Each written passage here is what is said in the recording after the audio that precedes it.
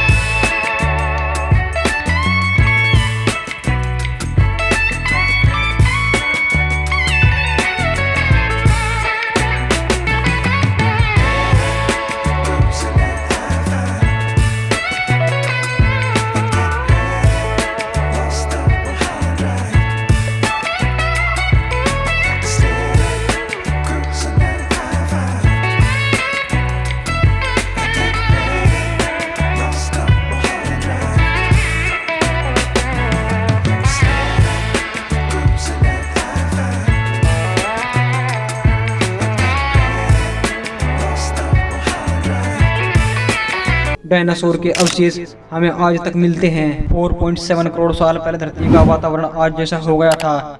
एक नए भूभाग की रचना हुई। महाद्वीप बन चुके थे, बस एक बाकी था। भारत एशिया महाद्वीप की ओर तेजी से बढ़ रहा था। इनके आपस में टकराने से एक नई पर्वत श्रृंखला का निर्माण हुआ, जिसे आज हम हिमालय कहते हैं। इस पर्वत श्रृंखला की बर्फ ने बहुत सी नदियां बनाई। धरती पर तब भी मनुष्य नहीं थे।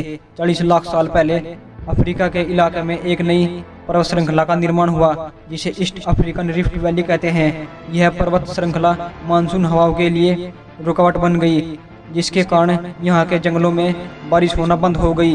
इन्हीं जंगलों में रहते थे काफी मानव यानी एप। बारिश के कारण सूखा पड़ गया और एप जो कि वृक्षों के ऊपर रहते थे खाने की तलाश में वृक्षों से नीचे उतरे। यह 4 फीट लंबे जीव थे। कई हजार सालों में यह 2 पैरों पर चलना शुरू हुए। इनका दिमाग भी विकसित होने लगा। इस तरह हमारे पूर्वज विकसित होकर सभ्यता का निर्माण कर पाए। आदि मानव के जीवाश्म विश्व में सबसे अधिक पूर्व अफ्रीका की रिफ्ट घाटी में प्राप्त हुए हैं और यह घाटी एथियोपिया, केन्या व तंजानिया की सीमाओं को लांघती है।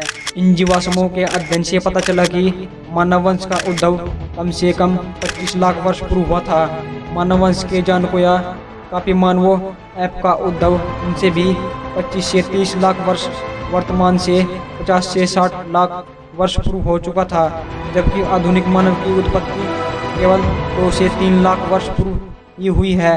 धरती और मानव के उद्भव के संबंध में बहुत सी विभिन्न मान्यताएं हैं।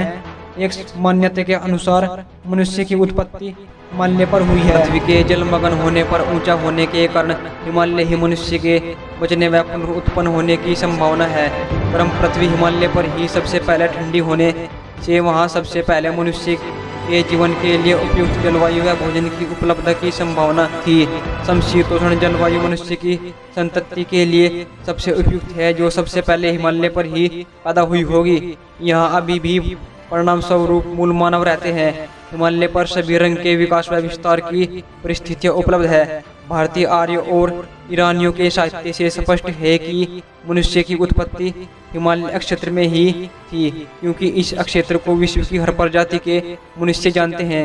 हिमालय पर आदि मानव की उत्पत्ति की धारणा से पूरा विश्व सहमत है। डेविड हार्मो ने पुस्तक में लिखता है कि हिमालय सबसे ऊंचा है। मनुष्य के इस विकास क्रम को यह कहकर खारिज किया जाता है कि अगर मनुष्य बंदर से विकसित है तो आज के बंदर मनुष्य होने चाहिए थे। बंदर आज नहीं होने चाहिए थे।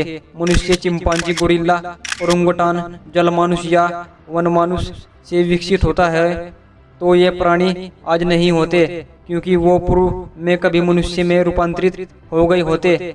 अब स्पष्ट है कि मनुष्य जिससे भी विकसित हुआ है वह प्राणी सिर्फ मनुष्य जैसा ही रहा होगा, परंतु अविकसित और असभ्य। इसके उत्तर में यह भी कहा जा सकता है कि हर प्रजाति में विकास की दर अलग होती है। हो सकता है मानव में यह दर तेज और अन्य प्रजाति में बहुत धीमी हो सकता है। कुछ लाख वर्षों के बाद यह सब भी मनुष्य के रूप में विकसित हो जाए, लेकिन तब तक मनुष्य का भी विकास होता रहेगा और इस विकास का क्या नतीजा सामने आएगा कोई नहीं जानता। जीव उत्पत्ति पर अनुमानित 3.7 से 4 अरब वर्ष पूर्व हुई थी। इसका अध्ययन प्रयोगशाला में किए गए कुछ प्रयोगों के द्वारा और आज के जीवों के जेनेटिक पदार्थों से जीवन पूर्व पृथ्वी पर हुए उन रासायनिक अभिक्रियाओं का अनुमान लगाकर किया गया है जिनसे संबद्ध जीवन की उत्पत्ति हुई है। जीवन के अंश अंतरिक्ष से आने की संभावना के संबंध में भी वैज्ञानिक पृथ्वी पर गिरी उल्काओं का विश्लेषण कर रहे हैं। कई ऐसे अणु मिले हैं जो पृथ्वी के नहीं है। कहा जाता है कि पृथ्वी पर जीवन उल्का पिंडों के माध्यम से आया। मंगल पर जीवन के लिए अनुकूल परिस्थितियां थी। इस संबंध में बहुत से अनुसंधान चल रहे हैं। अमेरिका के institute of science and technology के प्रोफेसर बैनर के अनुसार जीवन की शुरुआत पहले मंगल ग्रह से हुई और उल्का पिंडों के माध्यम से जीवन धरती पर आया।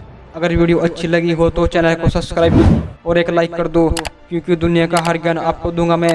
वीडियो को लास्ट तक देखने के लिए आपका बहुत बहुत धन्यवाद। मिलते हैं अगली वीडियो में, तब तक के लिए जय हिंद, जय भारत।